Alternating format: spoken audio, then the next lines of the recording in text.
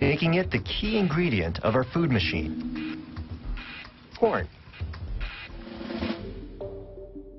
Every time we go to the supermarket, though we might not know it, we're surrounded by corn. The average store has over 45,000 products on its shelves, and roughly a third of them are created using corn. Thanks to modern refining and processing, cornstarch can be broken down and reassembled as sweeteners, fillers, and additives to make, well, anything. From cornflakes to cake mix, from Cheez Whiz to coffee whitener, from soup to canned fruit. In fact, the average American eats about 100 pounds of corn products every single year. And most of us don't even realize it. Take this chicken nugget. It's made up of 37 different ingredients. Want to guess how many come from corn? 30. Just look at the label of any processed meal, including the drink you wash it down with, and you'll find that corn is in almost everything. And that includes this. If there's a single food that symbolizes the American diet for me, it's beef. I've always imagined cowboys and great herds of cattle grazing on the open prairie. Well, the cowboys are real, and they tend real cattle.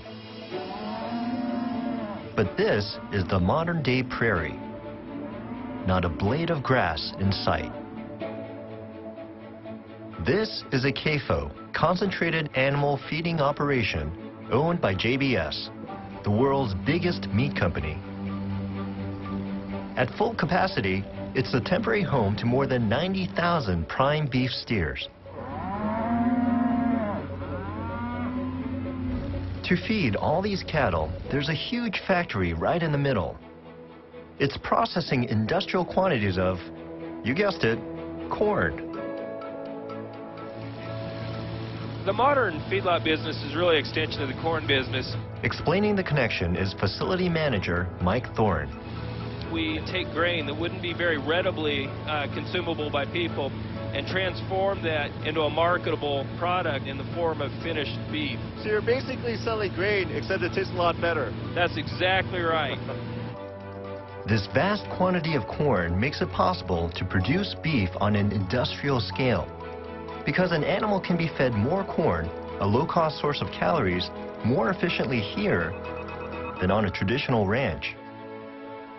This cattle's kind of new, still getting used to having humans around. It's skittish. New arrivals, like these one-year-olds, are still grass-fed. Because corn isn't the natural food for cows, it takes them a while to adjust to it. But soon, grass is phased out, and when the grain wagon comes around, it's like watching kids chase an ice cream truck.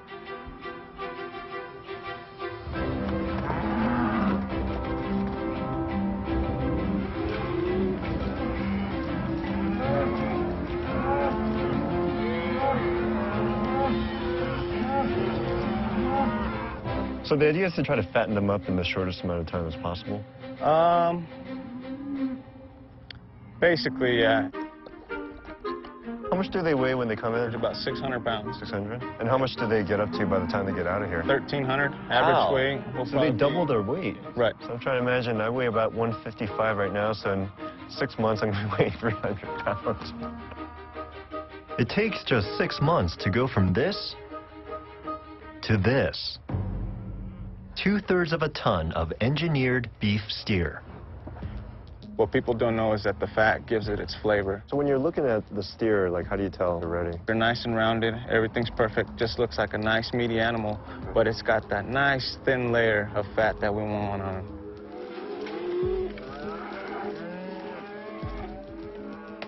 In order to satisfy our cravings for beef, nothing about these animals' lives has been left to chance.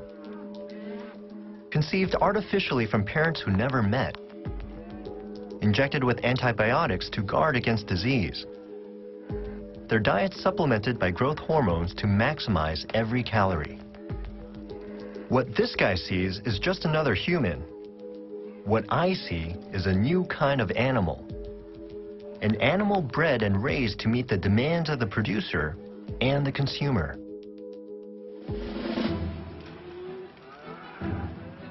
Just 5 miles up the road is a meatpacking plant.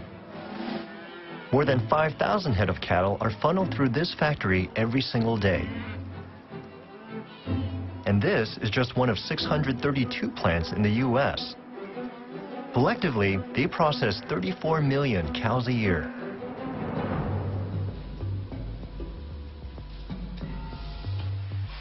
Inside, there's a cacophony of blades and saws as an army of butchers dismembers hundreds of carcasses an hour.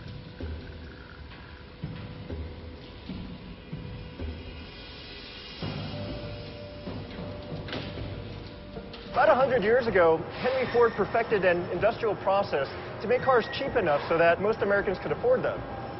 And perhaps mass industrialization is the only way to make beef cheap enough so that Americans can afford that too. And where beef has led, pork and chicken have followed. Grain-fed, raised and processed on an industrial scale to give us what we want. And the rest of the world wants it too. Companies like JBS export thousands of tons of meat around the planet. And we import what other nations' food machines produce. Every year, $86 billion worth of food enters our borders, like this lamb from Australia and New Zealand crossing the Pacific, and every variety of fruit and vegetable. This globalized food market means we can expect to eat what we want, when we want, regardless of season or distance from the food source. With all this choice, how do we decide what to eat? The most important word in menu development is craveability. Scott Allmendinger is a food writer and industry expert. Joel Fierman is a wholesale supplier here in New York City. As they know well, the food retailers study and shape our tastes. 30 years ago, restaurants were almost exclusively celebration food. This is our anniversary or somebody's birthday, and we'll go out and we'll have a big steak, and that will celebrate the occasion. The American public, through affluence, started to say, I like that food, I want that food, I crave that food, and over 30 years, the American public has started to eat more and more and more of the celebration foods as part of their daily diet. But it's not just about satisfying our cravings. Food manufacturers are always coming up with new product ideas to stimulate appetites and demand. In any industry, everybody's looking for that next big hit. And you can create craveability with almost anything. Outback Steakhouse did it with one simple ingredient. Perfect example is the bloomin' onion. You take an onion that has a price point of maybe 32 cents per pound and you turn it into this product. This is an onion? That was a rather large onion that they've sliced and soaked in buttermilk and batter and deep fried and created into the bloomin' onion. It sells quite a bit. It becomes a commodity. It becomes an item that the consumer wants.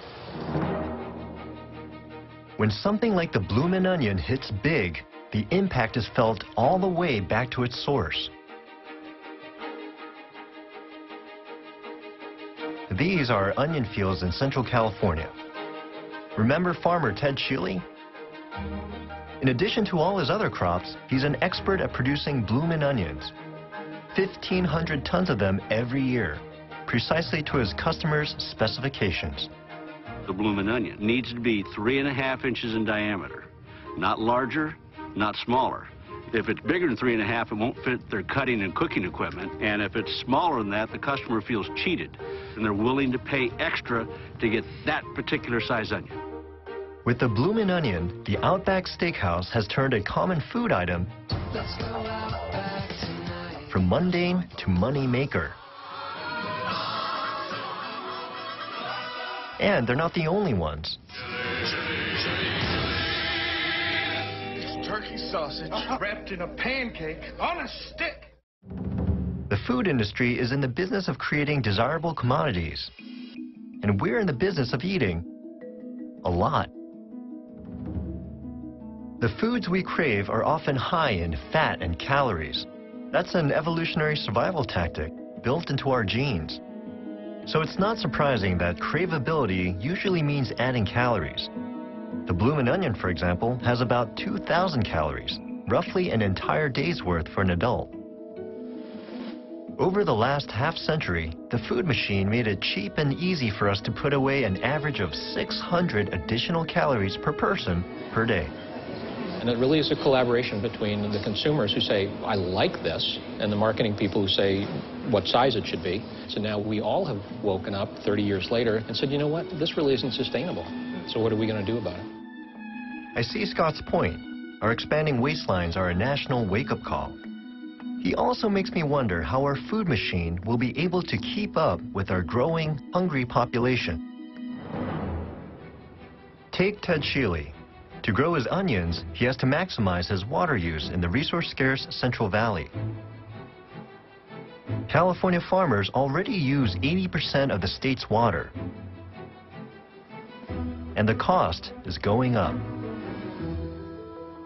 It's become one of my largest cash burdens on my budget. How expensive is water relative to other costs that you have? Water's always at the highest. It'd Really? probably be over 50% of my budget. Holy cow. So, like most American farmers, Ted turns to technology to try and get the most out of every drop. He's installing a $50,000 moisture monitoring system to tell him precisely when to water his pistachio trees. And he uses a $2 million underground irrigation network for his tomatoes. My business plan is, what do we do today to stay in business for next year? What am I going to have to do to be in business 5 years from now or 10 years from now? Water's the pivotal issue, and so I have to make it work. And has the price of water been going up over the last few years? Yep, just like my taxes. It's getting harder and harder for farmers like Ted just to keep up with the food machine's relentless demand. As for our Kansas farmer, Greg Stone, his corn growing operation is under attack. The threat is so serious, he has to hire a professional to comb his fields every week. Because his multi-million-dollar business is a monoculture, a farm made up of a single crop, it's more vulnerable to invasion by a tiny killer. This is where they bore into the ear shank, and you see the damage here. They could actually tunnel up into the ear, and then they lay their eggs, and then their larvae feed on the corn and complete the cycle. There he is.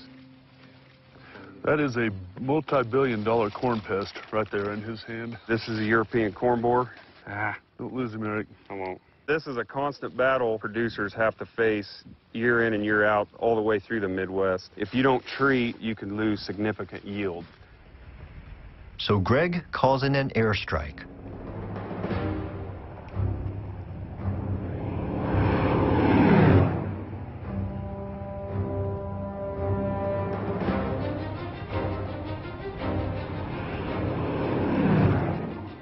Robert Grace is one of 3,500 ag pilots in the U.S., an expert in the aerial deployment of bug-killing chemicals.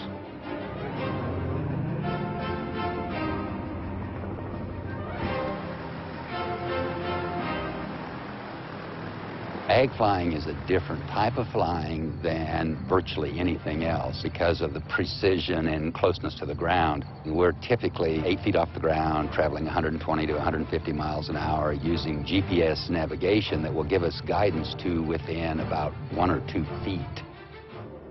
Like Greg, Robert inherited a family business which has seen extraordinary change. When my father started, they had a handful of chemicals, 1 or 2 or 3. Now, it's not unusual for us to have 40 or 50 products available because without that, the yields will suffer. The pesticide industry has had to develop this wide-ranging chemical arsenal because the insects have their own secret weapon: evolution. Sooner or later, the pests evolve resistance to every new product. Of course, no one's been happy about this. Certainly not the farmers. But caught between the need to keep producing and the increasing cost of a chemical arms race they couldn't win,